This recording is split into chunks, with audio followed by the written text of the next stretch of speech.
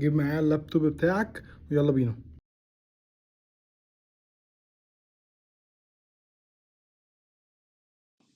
طيب يا جماعة، دلوقتي انت اول حاجة انت المفروض تركز عليها. انت دلوقتي احنا معانا الكلية دي هتبدأ ان انت تقدم عليها. هتخش مثلا على كالدويل يونيفرسيتي.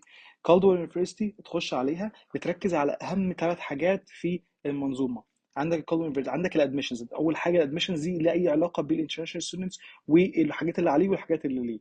هتخش على اول حاجة لازم تشوف ايه البرسبكتيفز بتاعت الانترناشونال ستودنتس، يعني انت متوقع ايه وايه الحاجات اللي هم بيقدموها لك وايه الحاجات اللي عليك. اول حاجه تركز فيها الابلكيشن ريكويرمنتس والديدلاينز. طيب انت دلوقتي اندر جراد، فانت الاندر جراد بتاعتك اللي هو انت هتدرس بكالوريوس، فطبعا كل اللي طالبينه ان انت تخلص الابلكيشن بتاعهم ويبقى في الهاي سكول ترانسكريبت اللي هو الشهاده بتاعت الثانويه العامه بتاعتك.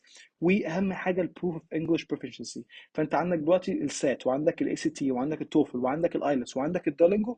تقدر ان انت تختار اي حاجه منهم وتقدر ان انت تمتحن من عليها وتجيب الامتحان والدرجات الموجوده فيها. تمام، عرفنا الريكويرمنتس بتاعتها. طب تعالوا نشوف دلوقتي هم ايه السكولارشيبس اللي بيقدموها، هل في سكولارشيبس ولا مفيش اصلا.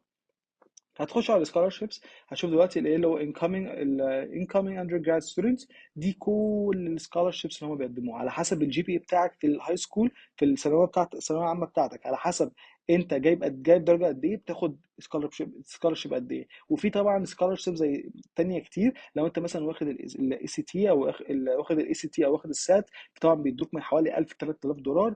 زائد ان في مثلا لو انت يعني تالنتد، بتبقى عندك مواهب او عندك حاجه، انت بتاخد من 1000 ل 5000 دولار حرفيا. لو انت بتقدم لهم طبعا ايه الحاجات البورتفوليو بتاعك او الحاجات اللي هم طالبينها دي، طبعا بيدوك مبلغ اكتر. في اورجانيزيشنز زي جريك اورجانيزيشنز زي اللي انا بقول لك عليها دي، اللي هي البي تي كي دي. دي بتبقى لو انت مثلا لو ترانسفير ستودنتس من كوميونتي كولج زي ما كنت عامل، بتاخد حوالي 2000 دولار في السنه. تمام. وفي طبعا ايه الاثليك والحاجات دي كلها، لو انت بتبقى بتلعب كوره او بتعمل اي حاجه من الحاجات دي كلها. تمام. تعالوا نشوفوا بقى ايه اصلا التويشنز بتاعتها او ايه التكاليف بتاعتها. هما التكاليف بتاعتها 40000 دولار في السنه.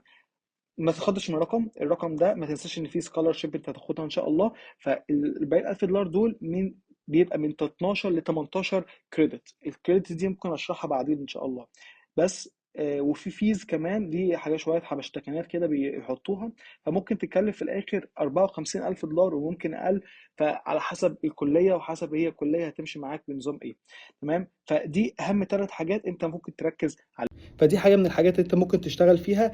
اي كليه عاجباك واي حاجه انت عايز تعملها لازم تخش وتبص على اهم حاجتين دول. الريكويرمنتس بتاعتهم، هم طالبين ايه، طالبين سكور قد ايه في الانجليزي، وبعد كده بيدوا سكولارشيبس ولا لا. وتالت حاجه ايه اصلا سعرهم قد ايه. ما انت مش هتاخد مثلا سكولارشيب 10000 وهم اصلا 50000 دولار. فانت لازم تكون عارف ان في بالانس. فاكتر من 9000 دولار في السمستر ما تخشش الكليه دي، وحاول تدور على حاجه تانية بس.